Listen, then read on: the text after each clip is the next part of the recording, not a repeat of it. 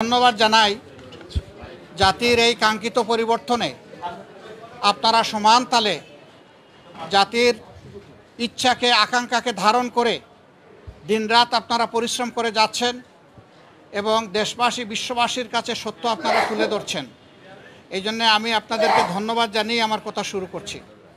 আপনারা জানেন এই মাসের 5 তারিখ বাংলাদেশে একটা কাঙ্ক্ষিত পরিবর্তন এসেছে।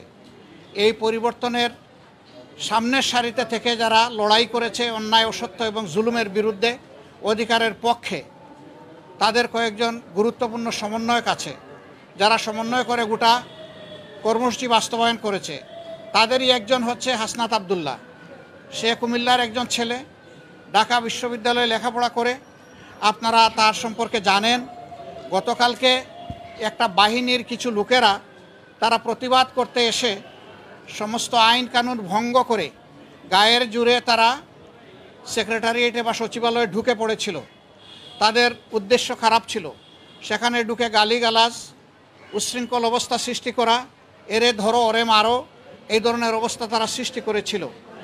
যারা ত্যাগ এবং তিতিক্ষা, যারা নিজের জীবন দিয়ে বুকের রক্ত দিয়ে সামনের সারিতে থেকে লড়াই করেছে, তারা যখন শুনেছে দেশকে অস্থির করার জন্য এই ধরনের একটা পদক্ষেপ নেওয়া হয়েছে, তারা এসেছিল ছুটে তাদেরকে শান্ত করার জন্য, বোঝানোর জন্য। এই যারা দরদ নিয়ে তাদের পাশে এসেছিল, এই লোকগুলো, এই বাহিনীর লোকগুলো তাদের গায়ে হাত তুলেছে, তাদেরকে মারধর করেছে। আপনারা এটা দেখেছেন এবং আপনারা এটা জেনেছেন। আপনাদের মাধ্যমেই আমাদের জানার সুযোগ হয়েছে, মিডিয়ায় আপনারা তুলে ধরেছেন।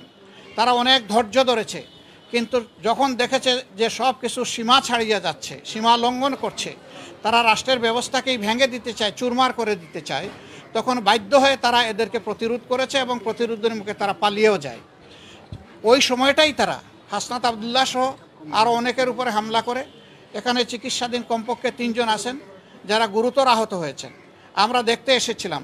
2 জনকে অস্ত্রোপচারের জন্য ওটিতে নেওয়া হবে, এই জন্যে ডিস্টার্ব হবে জেনে আমরা ওইদিকে যাইনি।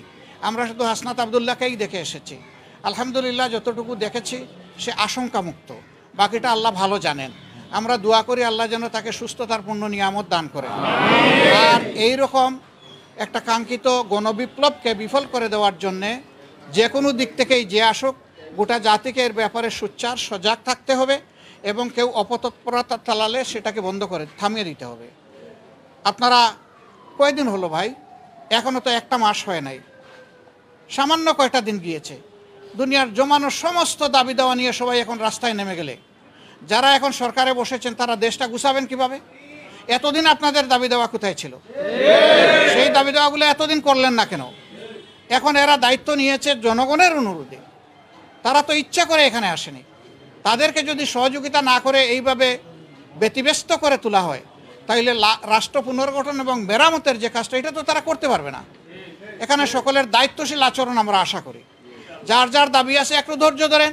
15.5 বছর যদি ধৈর্য ধরতে পারেন, 2-1 মাস একটু ধৈর্য ধরেন, ওনারা একটু গুছিয়ে আনুক, তারপরে আপনারা স্বাভাবিকভাবে নিয়মতান্ত্রিকভাবে আপনাদের দাবিগুলো তুলে ধরেন। কিন্তু সেইটা করতে গিয়ে আপনারা সচিবালয়ে ঢুকে পড়বেন, আপনারা বিশৃঙ্খল অবস্থা সৃষ্টি করবেন, এটা তো দেশের জনগণ মেনে নেবে না। আপনারা কি দেশের জনগণের বিপক্ষে দাঁড়াতে চাচ্ছেন? এরকম যারা দুঃসাহস দেখাবে, জনগণ কিন্তু তাদেরকে ক্ষমা করবে না। আমরা আশা করব যে তাদের সকলের শুভবুদ্ধির উদয় হবে এবং কারো উস্কানিতে, ষড়যন্ত্রে তারা পা দেবে না।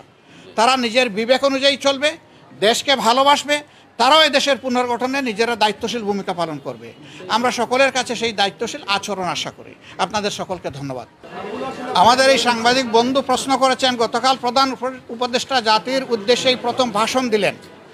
তো তিনি বলেছেন যে 17 দিনও হয় নাই, কিন্তু ইতিমধ্যে অনেক সমস্যা আমাদের দিকে ধেয়ে আসছে। সবাইকে তিনি ধৈর্য ধারণ করার জন্য অনুরোধ জানিয়েছেন, ওনাদেরকে একটু সময় দিতে বলেছেন। সামগ্রিক ভাষণকে আমরা কোন দৃষ্টিতে দেখছি? আমরা মনে করি একটা দায়িত্বশীল ভাষণ উনি দিয়েছেন। এই সময় এটাই দরকার ছিল। জাতিকে সামনের দিকে আশা জাগা নিয়ে কথা জাতির শোনা প্রয়োজন ছিল। তার বক্তব্যে তার প্রতিধ্বনি হয়েছে বলে আমরা মনে করি। তবে এটা ঠিক যে এই প্রতিধ্বনির মধ্যে আমার আকাঙ্ক্ষা পূরণ না হতে পারে, আরেকজনের আকাঙ্ক্ষা পূরণ না হতে পারে।